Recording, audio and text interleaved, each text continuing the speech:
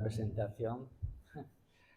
Vamos a ver, me siento muy bien y muy mayor, porque han pasado, cuando me llamasteis llamasteis a Indalecio y a mí para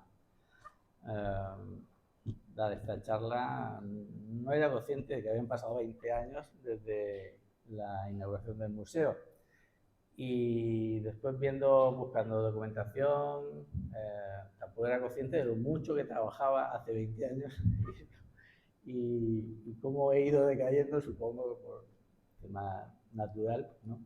Pero realmente durante esos meses en los que se nos encargó el proyecto, pues realmente fueron frenéticos, porque el proyecto al final se encargó así, a finales o a mediados de 2004, cuando se decidió que creo que esta casa no cabía en la colección de islámico, ¿no? Se queda en lo visigodo, y con buen criterio por parte de José Noguera, director general y de Cultura y demás, pues se pensó en que el Museo de Santa Clara fuera el museo para mostrar la colección de islámico, de medieval, de Museo Arqueológico, ¿vale? Entonces, bueno, soy consciente ya de lo mayor que soy. Bueno, lo primero que quería es comentar que Indalecio Pozo, que realmente es la persona que estuvo unos años antes, que impulsó este proyecto, no ha podido venir por temas de enfermedad y le deseo una pronta recuperación. Y realmente él es el que podría haber dado una visión más completa, estuvo muchos años en el monasterio y también en las negociaciones. Y a él se debe el que yo creo, no sé si aquí habrá alguien que no piense igual, pero creo que fue un proyecto que al final acabó bien y se consiguió crear un museo de mucha entidad, ¿no? Para mí una joya de los museos de la región de Murcia, ¿no? De los más visitados, los más exitosos. Entonces me siento en parte pues bastante orgulloso de esos museos. Y yo en el Museo de la Ciencia, en cualquier lugar, invito a la gente, sobre todo a los visitantes de Murcia, que vienen de fuera, a visitar este museo. No me enrollo más. He preparado muchas diapositivas, pero intentaré ir pasando rápido, ¿vale? Y espero que si no os habéis dormido o habéis fenecido, luego si queréis hacer alguna pregunta y tal, pues sí os podría comentar. Hay 4 bloques, realmente me podéis haber invitado a 4 conferencias. Sería una de las campañas previas, ¿vale? Que por eso justifica el título, excavar para valorizar nuestro patrimonio histórico. Aquí en las últimas campañas se tenía en cuenta que se iba a poner en valor ese monasterio y que se iba a musealizar, ¿vale? No todos los arqueólogos tienen en mente eso, ¿eh? A veces los arqueólogos, depende de las instituciones, pues un yacimiento es una especie de juguete de investigación, no tienen prisa por ponerlos en valor, no se excava, solo se excava por investigar. No. Y en este caso sí teníamos en cuenta que teníamos que valorizar y que poner al alcance de la sociedad esta joya que es el monasterio de Santa Clara. Otra parte sería la cronología. Sabéis que hay una agria polémica de unos investigadores y nuestra propuesta cronológica, que quiero tratarlo, no quiero esconder esa parte, que es, digamos, el salseo en lo que respecta a esta temática. El proyecto en sí, que os confieso que no he encontrado el proyecto original que yo redacté, pero bueno, he encontrado algunos alzados, plantas y vamos a comentarlo. Y por último, el futuro. Me gustaría...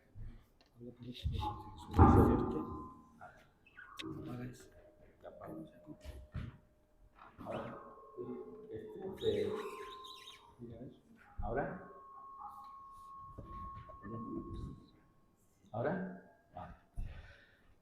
Por último, el futuro. No quiero irme de aquí sin proponer algo muy utópico, pero que sería el intentar ampliar esos fondos y ese museo a través de acciones arriesgadas por parte de la administración, ¿vale? Bueno, empezamos, ¿vale? Vamos a empezar por el final, digamos. Durante las excavaciones conseguimos unas plantas completas por medio de simetrías, tanto del Palacio del siglo XII, que lo tenéis aquí a la izquierda, como el Palacio del siglo XIII. Hay dos palacios, como hemos comentado, completamente diferentes en el mismo lugar, pero completamente diferentes. En el siglo XII existían ya los espacios áulicos estaban ya asentados, probablemente incluso desde época taifa, pero lo que sí sabemos es que existía un alcázar mayor, lógicamente, restos en oratorio y demás, y el alcázar menor. Hay una fuente árabe, bueno, no quería comentar, el complejo palatino, por lo menos en el siglo XII, ocuparía este espacio desde el monasterio hacia el este, hacia la Bab al-Muna o la puerta de las Almunias. Y todo este gran espacio sería un mustajlab, es decir, un espacio reservado por el gobierno, por los emires, para construir palacios o algo. Entonces, pensamos que hasta el siglo XII, en época almorávides, no se construye. Existía la aljufía, una acequia anterior, posiblemente, pero es un espacio reservado para construir construcciones palaciales.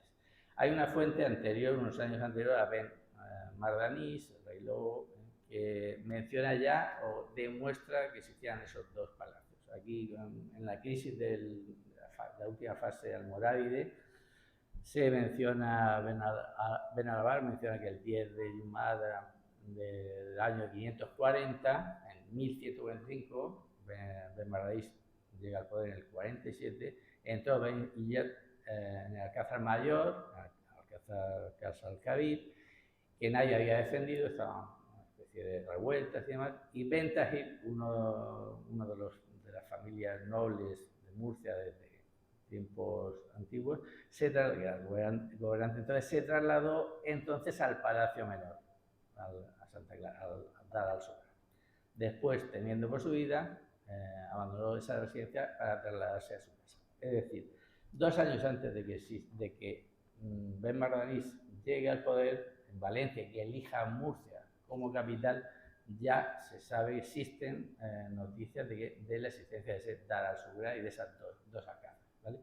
Eso la historiografía tradicional lo ha comentado, pero lo omite porque sabéis que hay una corriente que data, digamos, la Plaza Menor en época de Ben Mardanis, ¿vale? Quiero que quede claro un poco que ya existía esos dos alcázares, ¿vale? Vamos a repasar los antecedentes. Hay una fuente iconográfica del siglo XVIII que está expuesta en el monasterio, donde se aprecia, bueno, todo lo que es el perímetro del convento, y se aprecia una torre que podría formar parte de alguna de las construcciones de una propia mezquita, de ese espacio áulico que existía en esa zona del arrabal de Arrixaca. Luego hay unas primeras noticias de Fuentes y Ponte, 1881, y de Rodrigo Amador de los Ríos, donde ya dan noticia y entran al convento y ya hacen la primera documentación de las bandas epigráficas, de lo que es el monasterio, y ya hacen una primera propuesta cronológica. Curiosamente, proponen el siglo XIV, una cronología del siglo XIV, y se basan, o los paralelos que buscan siempre están en la Alhambra, digamos, ¿vale? Estos restos son básicamente del siglo XIII y luego el monasterio cristiano. Luego, bueno, hay un largo periodo, hay algunas fotografías antiguas, hay un periodo después de la guerra que se utiliza como lugar de, digamos, de memoria histórica. Yo tengo una compañera de la universidad que trata ese tema, donde, bueno, hubo presos y hubo cierta represión, y llegaríamos, digamos, el monasterio llega, aquí lo tendríamos, el momento, digamos, clave, uno de los momentos claves, en los años 60, donde las religiosas deciden vender parte de lo que es el ala sur, a utilizarlo como garaje, y ahí se produce una demolición que el entonces evita o recoge mucho material Manuel Jorge Aragonés, que era director del Museo Arqueológico entonces. Parte de esos materiales se han incorporado a la colección del Museo de Santa Clara y parte siguen todavía en los almacenes esperando pues, ser trabajados y demás. Aquí tenéis la reconstrucción que hicimos de la portada sur, ¿vale? Que está en pie, igual que el ala norte. Sabéis que se conserva el pórtico del salón y las alcobas. Y bueno, en ese momento se produce esa demolición, digamos que es lo más impactante que ha ocurrido en ese monasterio. Bueno, con la democracia, digamos, llega a partir del año 77, se recupera, se redescubre el monasterio y existen las primeras actuaciones. Este es el estado en el que estaba la portada del Salón Norte. Y arriba a la derecha tenéis cómo se encontraban las alcobas del salón. Se hacían unos forjados y estaban en un estado lamentable. En 1980 se firma un convenio, este sería el estado en el que están ahora, afortunadamente ha mejorado bastante. Se firma un convenio y se comienzan las excavaciones. Se encarga un equipo y se hacen 2 excavaciones, en el año 80 y en el año 85. Esa es la documentación básica de ese periodo, que se tardó 10 años, en 1995 es cuando se empieza o se publica, digamos, los resultados. Hay algunas publicaciones, pero realmente lo que es la propuesta de interpretación del palacio y de esas excavaciones pues se realiza en el 95. Ahí aparece la famosa, bueno, esto es el salón norte, la parte inferior, que sabéis que parcialmente está conservada, y dentro hay un relleno que básicamente, por la forma de construir el Palacio del 13, lo que se hizo fue crear una correa de tapiales y rellenar con materiales de todo el complejo palatino. Entre ellos aparecen varias piezas, varias mucarnas que pensamos que deben de proceder de un salón del trono de época de Benmardanis. Pero también hay un material revuelto, relleno de diferentes dependencias del complejo áurico. Bueno, aquí nosotros en 2007, precisamente en la publicación que comentaba María Ángeles, lo que hacemos, y esta foto de arriba es una semana antes de inaugurar el museo, que limpiábamos esa parte precisamente, excavada en el año 85, pues reestudiamos esa excavación, y donde solo se decía que había una fase antigua y una fundación de época de Benmardanis y luego unas fases residuales de época de Almohade y luego una fundación del Palacio Nuevo de la época de Ben Hussein Notaboui, es decir, 2 caudillos importantes. Pues a partir de ese reestudio pues encontramos que hay hasta 6 fases de ocupación en el museo, y por supuesto que empezamos a replantearnos la cronología del palacio, que luego se ha ido refrendando con las campañas de excavación del año 97, 98, con los datos que se habían obtenido, y 2004. ¿Vale? Bueno, en esa excavación del año 85 aparecen los famosos mucarnas, pinturas figurativas, que tienen su paralelo en la Capilla Palatina de Palermo. ¿Vale? Aquí tenéis comparativas, algunas de ellas se han identificado después. Aquí tenéis una flautista, tenéis posiblemente un personaje en un trono que no se ha identificado correctamente, que incluso podría ser el propio Benmardanis, ¿vale? Un personaje barbado, algunos personajes también danzantes, una danzarina, y luego lo que viene siendo el ciclo cortesano característico de este tipo de palacios. Esa cronología sí parece correcta, ¿vale? Y está perfectamente documentado con ese paralelo en la Capilla Palatina. Lo que no se ha encontrado es el Salón del Trono, que estaría en otras dependencias, quizá en cerca de la iglesia o ya en la propia avenida de Alfonso X. Esa parte que hemos visto al principio sería interesante poder documentar algún tipo de con excavaciones, poder documentar pues, esas dependencias palaciales. Os comentaba que cómo se construyó el Palacio del 13. Aquí tenéis conservado el pilar y los encofrados. El Palacio del 13 aprovecha el andén central del 12 y se apoya directamente sobre el andén y arrancan los encofrados de este pilar que forma parte del alzado de la cumba del siglo XII. Y hacen un recorrido perimetral y mueren en el mismo pilar. ¿Qué quiere decir esta foto, que es bastante fea, pero es muy interesante? Que en la cumba estaba en pie cuando se decide construir el palacio del siglo XIII y que se tuvo que derruir y utilizar como relleno de esos casi 2 metros que tuvieron que rellenar para elevar el nivel de circulación del siglo XIII. Nos preguntaríamos, si el pabellón del siglo XII estaba en pie cuando se inicia la construcción del salón del Palacio del XIII, ¿qué decoración tendría? Lógicamente no puede ser la pintura figurativa, sino esta decoración sobre fondo rojo, un lautaurique muy profuso y de las cuales se han encontrado muchos fragmentos. Aquí hicimos también en 2007, a posteriori, al final la inauguración del museo las excavaciones eran muy recientes y 2 años después de inaugurar el museo, pues sí pudimos investigar.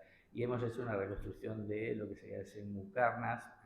Al menos hemos colocado 3 piezas de las 7 que forman y que cubrirían, pensamos, es una hipótesis, pero pensamos que cubrirían ese pabellón, esa cumba del siglo XII, y que datamos en época almorávide. Esa sería la fase de fundación.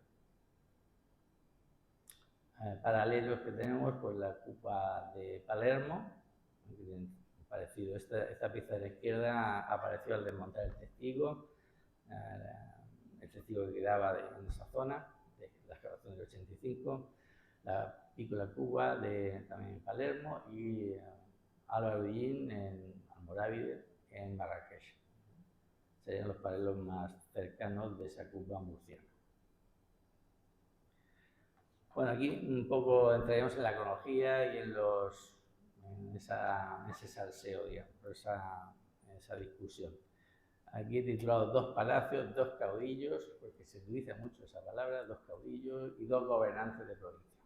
Los caudillos son Ben Mardanís y Ben Justa Boquín, los gobernantes de provincias pues son los almorávides, que eran, pues eso, no tenían necesidades para construir protocolares, para construir un palacio de las dimensiones del Palacio del siglo XII. Bueno, aquí tenemos por ejemplo, el Imperio Almorávide, ¿no? Con capital en Marrakech, la extensión. Si la comparamos con la segunda taifa de Ben Mardanís, no hay comparación. En ese momento se estaban construyendo palacios en Valencia, en Granada. Los almorávides son conocidos por construir murallas, por ampliar la mezquita Aljama de Murcia. Se amplió con dinero de Fátima, la mujer del emir almorávide, etc. Hay muchas razones para pensar que en Murcia, como en Almería, como en Granada, pudiera existir un palacio de esa dimensión. También se habla un poco de las fases residuales, ¿no? De época almohade, o sea que es algo un poco... son prejuicios, digamos, ¿no? Lo que sí hay, por ejemplo, algunas piezas, esta de izquierda, que tienen 2 pinturas más una cava de enlucido. Es decir, estuviera donde estuviera esa pieza de Mucarnas, tuvo una larga pervivencia, porque fue pintada, repintada y enlucida. En época almohades, según iconoclastas.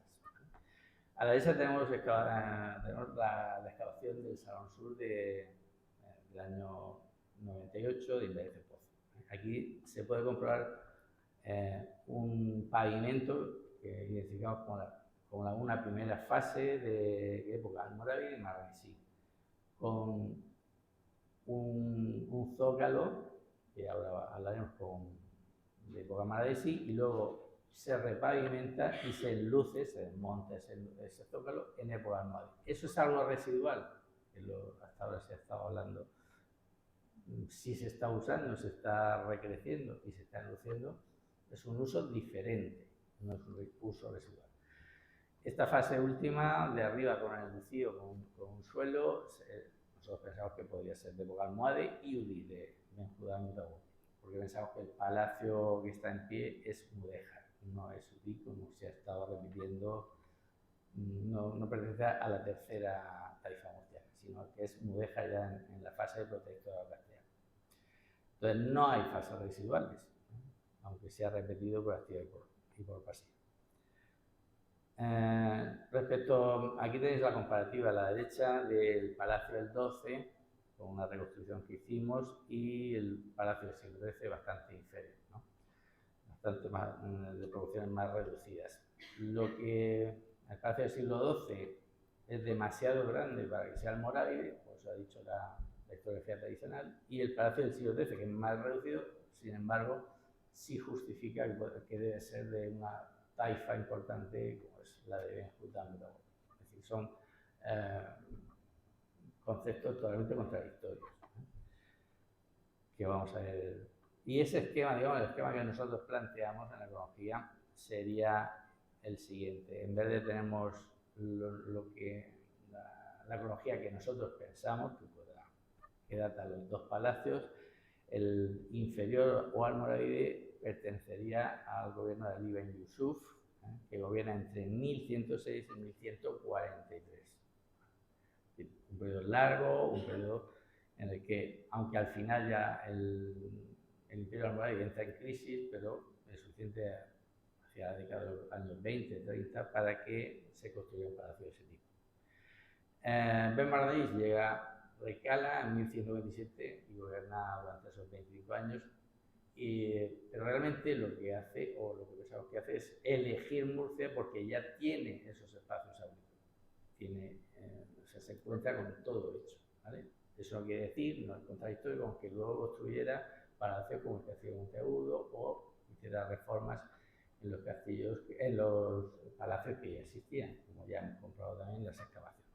En cuanto al palacio del siglo XIII, tendríamos la cronología tradicional, que habla de, lo data en la época de Ben-Judá Mutawakil, 1228-1238, que apenas 10 años, donde este emir básicamente se dedica a intentar mantener las fronteras de su taifa, y en la que realmente no hay ninguna razón geopolítica que explique el que tenga que construir un palacio más reducido.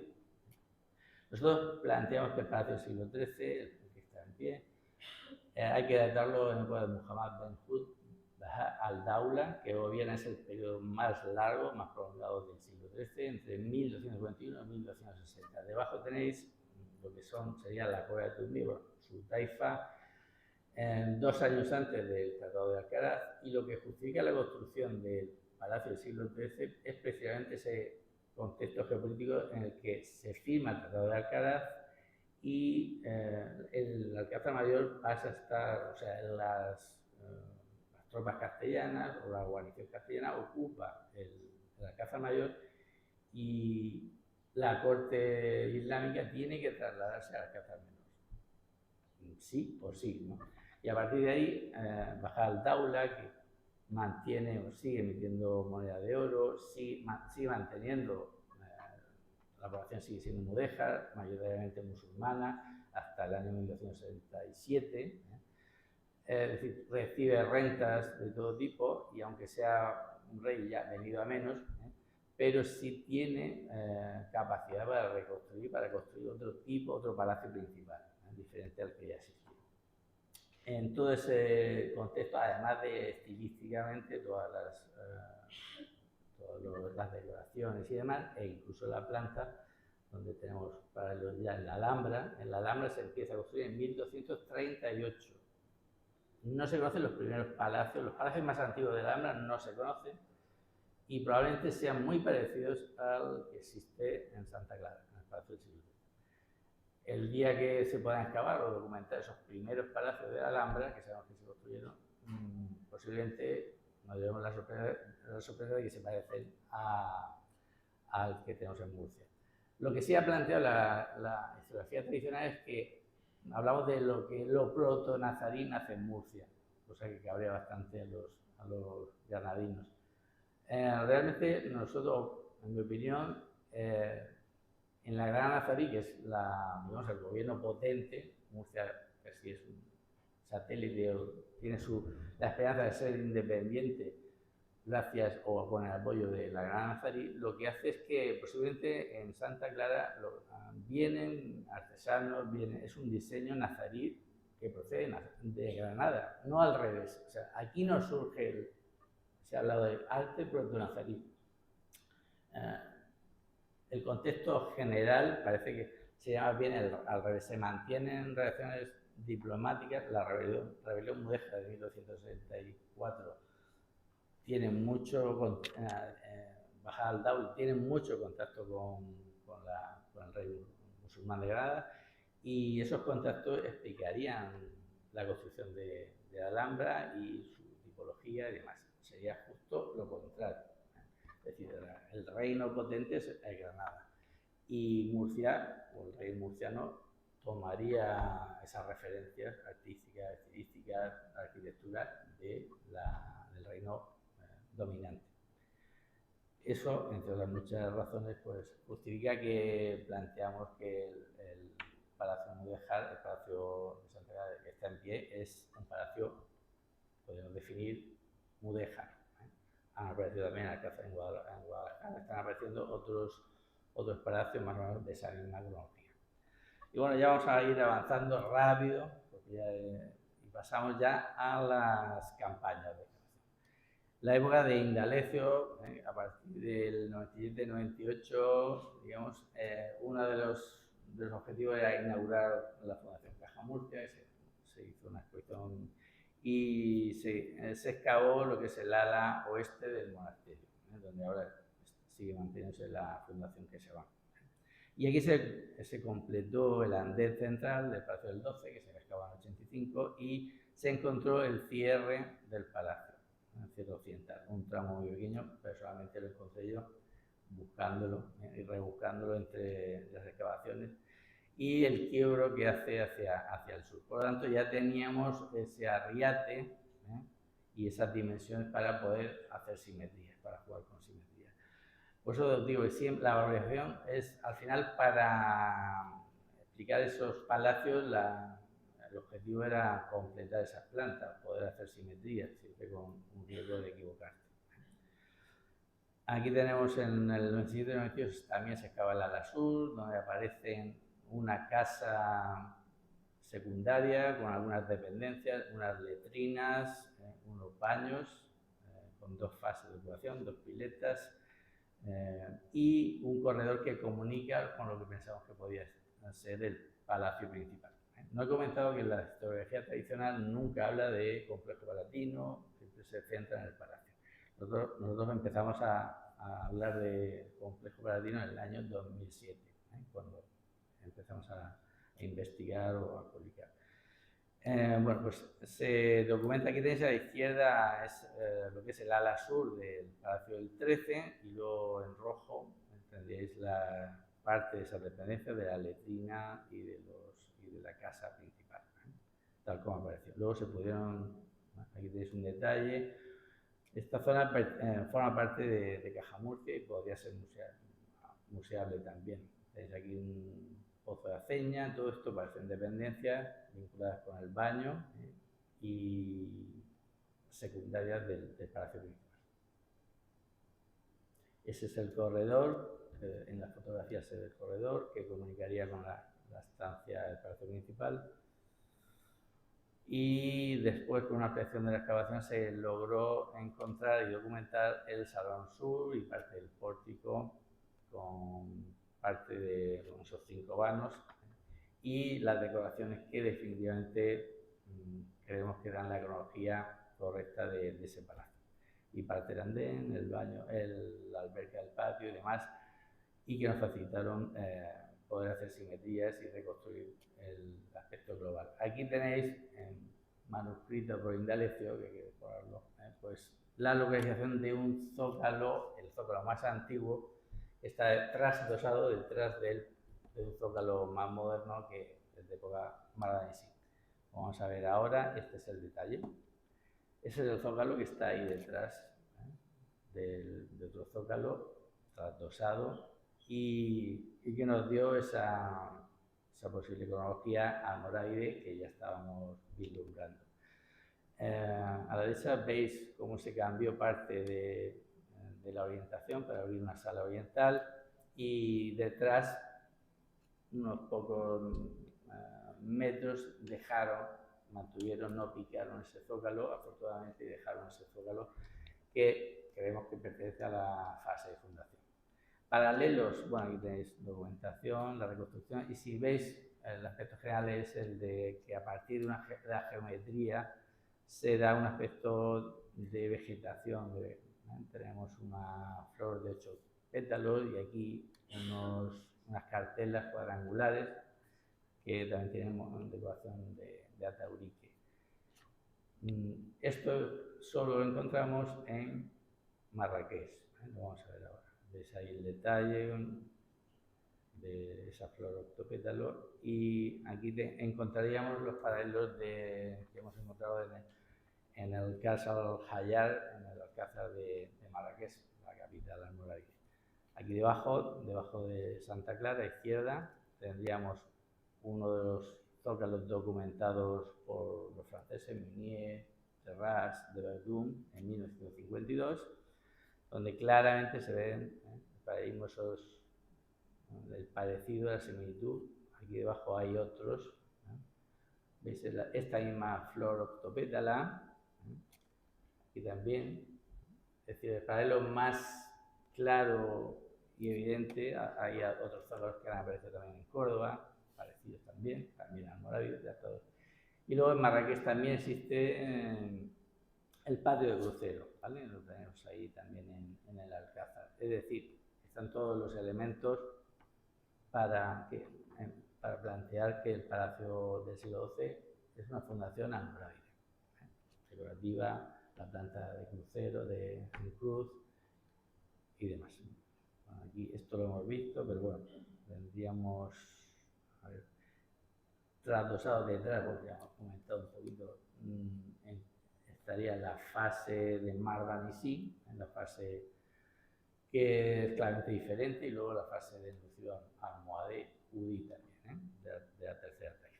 Bueno, aquí tenéis algunas reconstrucciones. En la alcoba oriental los entrelazos no están, los espacios no están rellenados de ataurique, completados de ataurique, pero sí se caracteriza este zócalo, estos revestimientos murales, esta decoración es precisamente por ese relleno, ese horror vacui que se produce en esa fase mardanisi. Pues ahí todo completo, todo,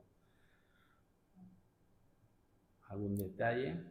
La diferencia, básicamente, aunque tenemos el zócalo que un poco es el que puede parecerse más a lo almorávide, porque parece más vegetal, con formas más curvas, pero la línea general, tanto en Monteagudo, que también se conservan esos zócalos, como en esta fase de Santa Clara, es que hay una geometría más lineal y menos tendente a crear sensación de lo vegetal. Ahí tenéis algunos detalles que vas a encontrar eso está por estudiar y por trabajar, y sería un tema muy bonito para ampliar Santa Clara y hacer un trabajo, porque no hay ninguno de estos rellenos y estos atauriques que sea igual. Esto se hizo a mano alzada. Y el paralelo más claro lo tenemos en la Capilla Palatina de Palermo. Fijaros aquí los ropajes de este músico, que son idénticos y son contemporáneos de la fase mardanisi. Bueno, respecto al siglo XIII, también ese año, 1997-98, se documentan dos torres en el ala oeste del monasterio. Aquí las tenéis. El paralelo, bueno, hicimos una reconstrucción alzado, y el paralelo más cercano es el cuarto, tanto de la decoración como de la planta, es el cuarto real de Granada, datado en la segunda mitad del siglo XII. ¿Vale? Con lo cual tendríamos un fundamento cronológico también para llevar ese palacio que está en pie a época mudéjar, como planteamos. Bueno, en 1999 el estado de investigación es este, el de la planta de la izquierda.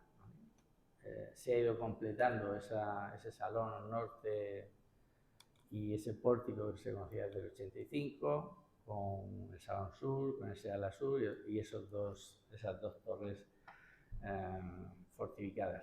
La gran laguna, el patio. Aquí a la derecha arriba hemos incluido una propuesta que se hacía el anterior equipo de trabajo, donde se plantea una planta con andenes en cruz para acercarlo a época almohade. Esa es la propuesta y está por escrito. Gracias a Indalecio, que peleó, Indalecio Pozo, que peleó mucho el tema de que se pudiera excavar el patio. De hecho, había ya un proyecto para reconstruir o incorporar al museo un patio crucero. Y fue el empeño de Indalecio el que permitió que se pudiera excavar justo en el verano 2004, así, pocos meses antes de la inauguración del museo, se pudiera excavar el patio. Si no hubiera ocurrido eso, se hubiera fosilizado una planta que hubiera sido un falso histórico, realmente.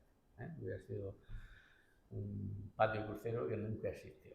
Entonces, digamos, en Indalecio se debe ese empuje, digamos, para que en 2004, que fue un verano bastante caluroso, doy fe, pues pudiéramos excavar ese patio. La primera fase, la tenéis aquí a la derecha, aparece esa gran alberca y dos andenes, dos arriates sin andenes en cruz. ¿Vale? Esto es una reforma posiblemente que tiene que ver con posterior, cuando ya el palacio pasa a ser Casa Real de Castellanas, ¿vale? Y que sería contemporánea más o menos de Comares, hablando de las distancias de Comares, pero digamos, trata de adaptarse un poco a la moda del momento, a las tipologías del momento. Conforme se profundiza, se encontraron los andenes en cruz, que conectaban con la alberca, ¿vale? Y entonces se pudo ya reconstruir todo el patio, como veis aquí. Incluso se pudo hacer la anastilosis, es decir, el planteamiento que hizo el arquitecto que diseñó el palacio. Aquí la tenéis, este rombo, y encaja perfectamente, geométricamente, y se pudo hacer esa simetría también en el lado oriental de esas torres y conseguir una planta más o menos elegante. A falta de muchos datos todavía, pues excavar en la portería, por ejemplo, excavar en esta zona, que se pueden todavía sacar los datos, comprobar que esa restitución es correcta o no. Bueno, pues el paralelo más cercano del palacio del siglo XIII lo tenemos en el Partal, en la Alhambra. Partal, datado, que se le viene atribuyendo a Mohamed II en torno a último cuarto del siglo XIII. Es decir, el paralelo principal sigue siendo la Alhambra, sigue siendo encaja perfectamente con la cronología que nosotros planteamos, es decir, que a partir de 1943 baja al Daula, adapta el Alcázar Menor como sede permanente de la corte musulmana, porque el Alcázar Menor ya está ocupado por tropas castellanas. Esta sería ya, recordando las reconstrucciones también en el siglo XII, que también se pudo, con los datos obtenidos, se pudo hacer simetrías más o menos aproximadas y elegantes. Estas 7 casas, que tuvimos dudas sobre que se conservan en Caja Murcia, en la Fundación Caja Murcia, que se van ahora, teníamos dudas si pertenecían o no a Santa Clara. Después de la excavación de San Esteban no hay ninguna duda. Es el propio barrio de La Risaca, son casas normales del barrio que llegan y se adosan al frente oeste del propio palacio del siglo XII. Bueno, unas reconstrucciones, ahí empezó la labor de reconstrucción, y para el museo realmente vamos a empezar ya con el proyecto museológico. Todos esos trabajos facilitaron, digamos, la puesta en marcha del museo con nuevas tecnologías sobre todo, y con reconstrucciones de esos dos palacios que de otra manera no podrían haberse hecho. Aquí tenéis la parte de la sección andalusí, ¿vale? Y a la derecha pues tendríais, bueno, quizá Alberto os va a hablar de la parte de la religiosa de Santa Clara. Uno de los temas más conflictivos es que las piezas de Santa Clara estaban dispersas por varios sitios, almacenes, estaba en el Museo de la Ciudad, la flautista estaba en el Museo de la Ciudad. Cuando comenzaba la redacción, yo trabajaba en el Museo en el Ayuntamiento, y fue bastante conflictivo porque era bastante, no sé, que un visitante viniera a ver un museo de Santa Clara y tuviera que ver la principal pieza, tener que trasladarse a otro museo, un poco absurdo, a 200 metros, pero es un poco absurdo. Entonces, uno de los criterios que seguimos, bastante delicados, fue el recuperar todo el material de Santa Clara y unificarlo, y tenerlo unificado como museo regional que iba a ser. Y de hecho, la flautista en el proyecto museográfico tiene un papel importante, que luego la habéis cambiado con buen criterio, porque eso fue un poco para la inauguración y demás, pero ahí es un sitio que puede sufrir el tema de luz y demás. Entonces vamos a avanzar. Bueno, los materiales del 60 que hemos comentado, que Manuel Jorge Aragonés del ala sur recuperó, pues decidimos montarlos a través de dibujos de AutoCAD, de reconstrucciones. Se pudieron montar en parte del Salón Norte. La otra opción es que hubieran seguido en cajas, guardados sin edie para siempre. Esa fue una de las labores. Ahí tenéis uno de los arcos reconstruidos en un lado, y el audiovisual que explica, no sé, el frente sur, ¿vale? Y luego hay un arco de alcoba en el otro frente. La idea original también en el proyecto museográfico, de hecho existen los planos, era bajar, descender, ¿vale? Descender en la parte donde está el Palacio del 12, los andenes, y poder observarlo, porque eso ha sido bastante criticado, porque no puedes verlos bien. Es un poco oblicuo, no puedes, pero la idea original, y al final por temas presupuestarios no se pudo llevar a cabo, pues era descender de unas escaleras y poder verlos frontalmente y recuperar la cota de esos, poder verlos de forma frontal. Algún día se puede plantear el realizar esa actuación. Bueno, aquí tenemos, por ejemplo, una alacena del frente sur que se montó también en el Salón Norte. Tuvimos ahí la habilidad de algunos obreros que pudimos contar con ellos. Tenemos en Indalecio a Pablo Puente, que falleció con el COVID, el último arquitecto en la fase ya previa al montaje de la exposición. Bueno, aquí tenemos un poco, he rescatado del proyecto, de los pocos dibujos, pues un poco la problemática del espacio, ¿no? No es un espacio muy fácil. De hecho, lo que son las vitrinas y demás iba a estar instalados en otros espacios del monasterio, pero al final se decidió casi en el último momento que estuvieran en el salón y en el pórtico. Realmente lo ideal es recuperar el monumento y dejarlo libre de distorsiones, de vitrinas y demás. Y si se ampliara el museo, pues lo ideal sería poder visitar esa parte del pórtico del salón, como se hace en la Alhambra o en los Reales de Alcázar de Sevilla, etcétera, libre de distorsiones. Los puntos, digamos, visuales, digamos, dominantes, los trabajamos. Aquí está arriba, pues, la flautista, las principales vajillas en el pórtico las ubicamos aquí. Nada más entrar al museo, la entrada iba a estar en este lado lateral, y en el último momento también se tuvo que hacer por aquí, entrada y salida, por el mismo lugar. Bueno, pues, al final cuando entras al museo, a la Galería Gótica, al final todo el mundo lo que tiende es a mirar y a observar el patio, ¿no? Entonces comienza precisamente en este sector lo que es el itinerario del museo. Aquí lo tenéis un poco. Empieza a la derecha, se recorre todo el pórtico, se ingresa al salón y termina esta zona con el audiovisual y demás. Sí, todo esto un poco. Se colocó había dos interactivos, uno dedicado a la arqueología regional. Se intentaba invitar a los visitantes del Museo de Santa Clara que visitaran también pues, Sillasa, Villavieja, Caravaca, diferentes yacimientos. Y arriba había, pues, en otro interactivo se explicaba pues, la vida, o sea, la historia de los palacios y del convento, y había también juegos didácticos. Ahí tenéis un poco las reconstrucciones que se hicieron.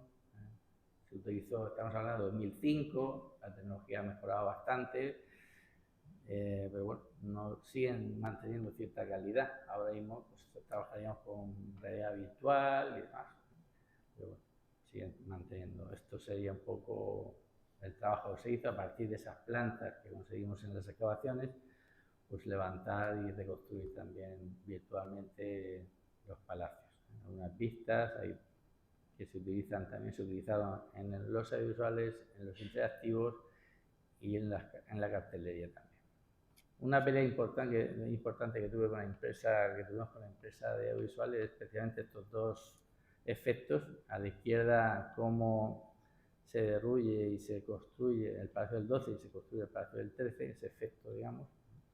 Y luego aquí, cómo se construye la Galería Gótica delante del pórtico, que se ve, son dos momentos que se observan en el audiovisual.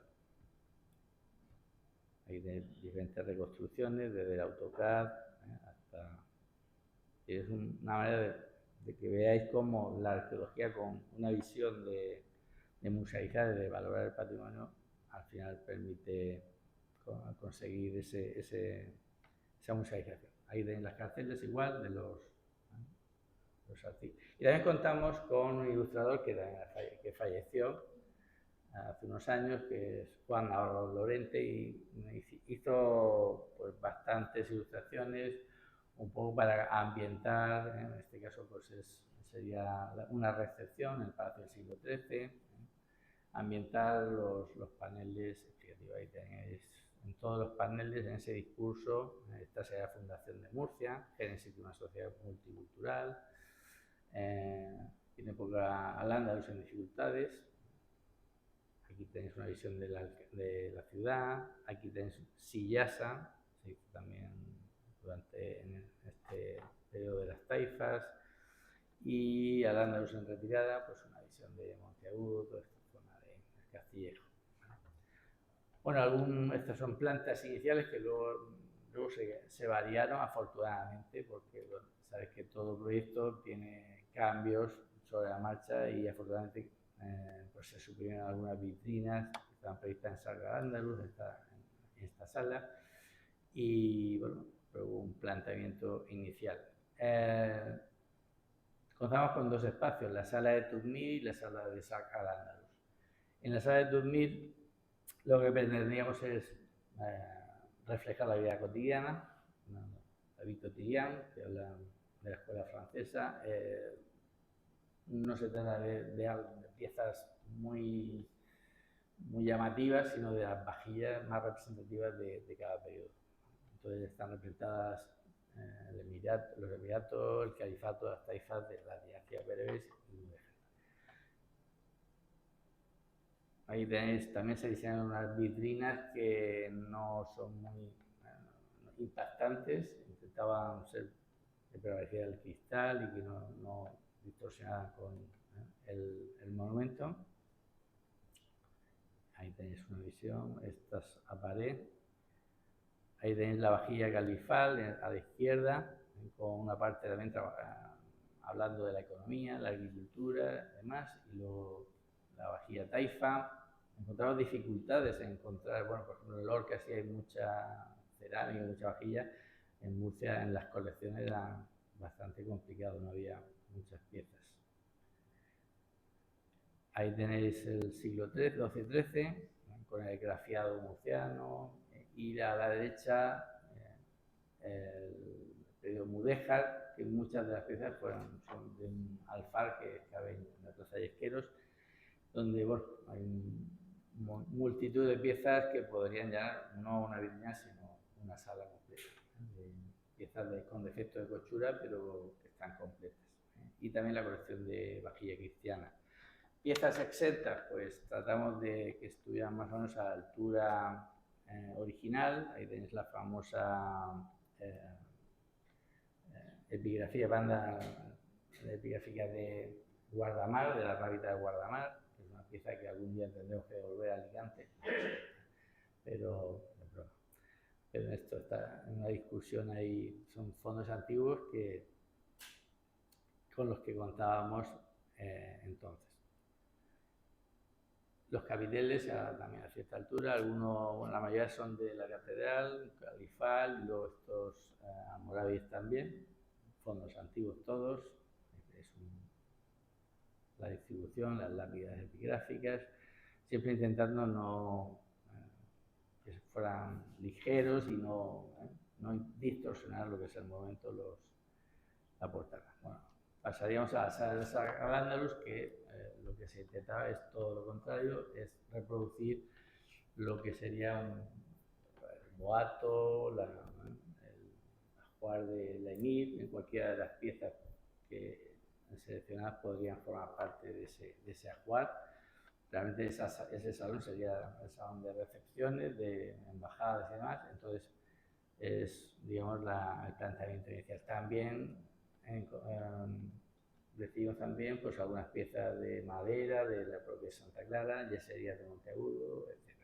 Siempre contando con las limitaciones espaciales con las que se contaba.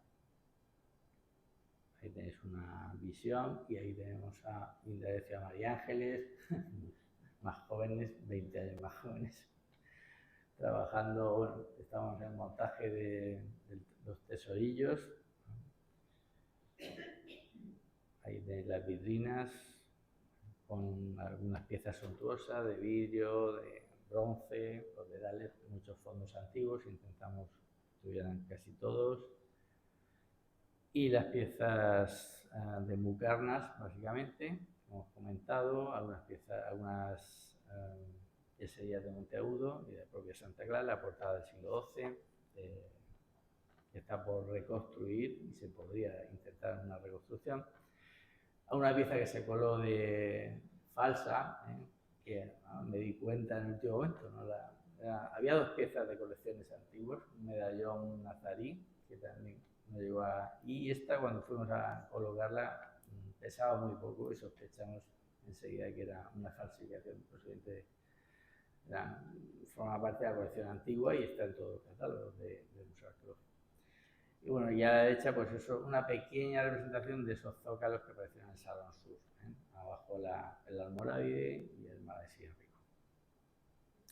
Subimos a la Galería Tardogótica, donde, bueno,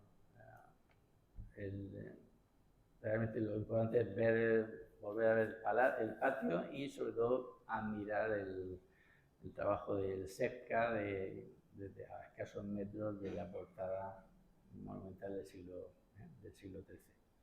Es un privilegio, digamos, poder verlo a esa distancia.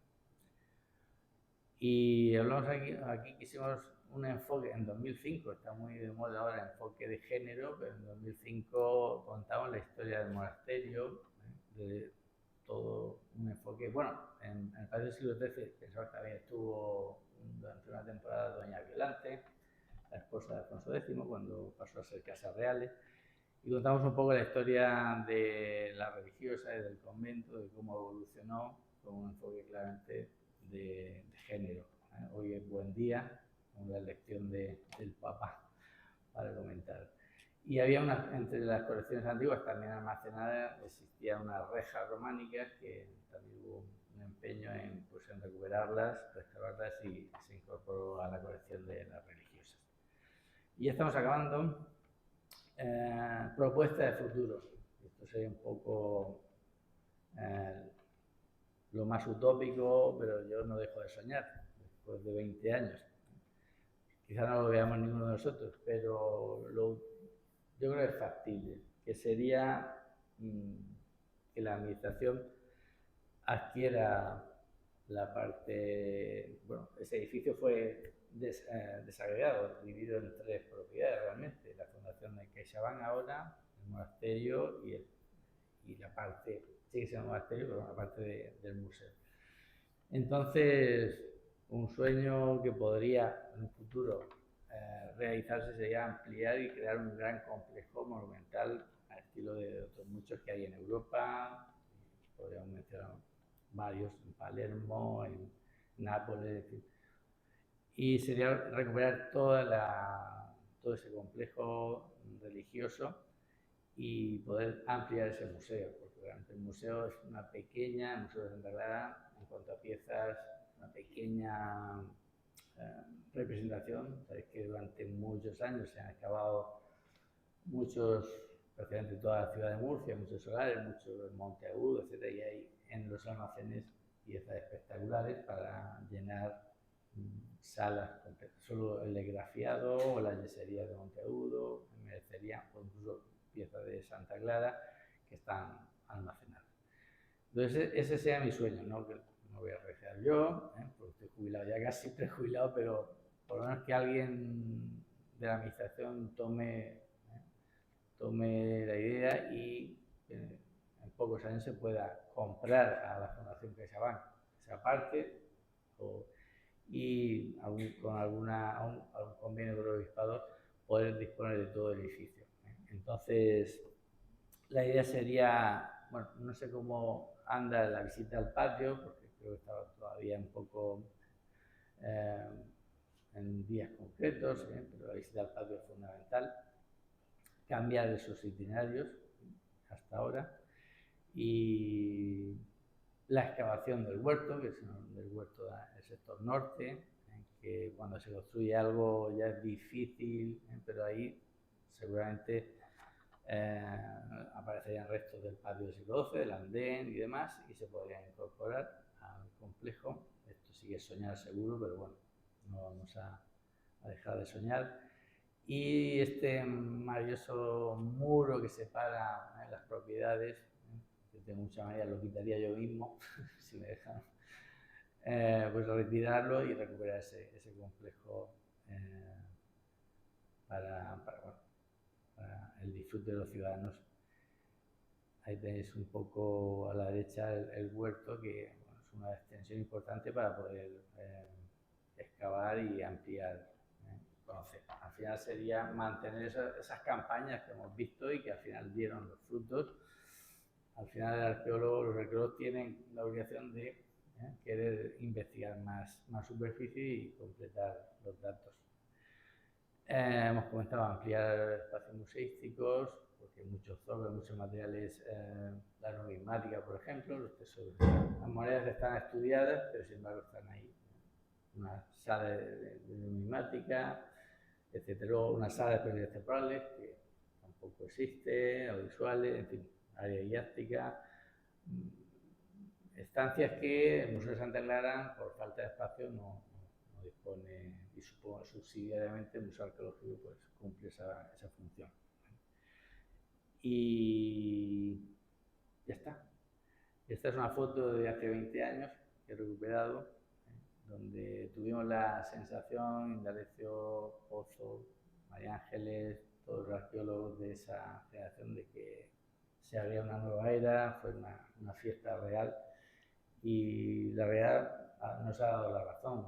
Creo que hay que sentirse muy orgulloso por el museo que tenemos, el Museo de Santa Clara, por la gestión y valorar ese patrimonio que tenemos.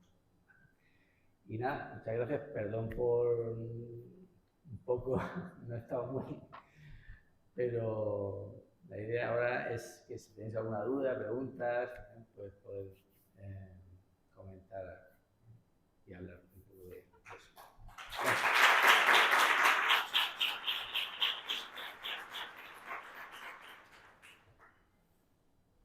Si alguien ha sobrevivido. Manolo.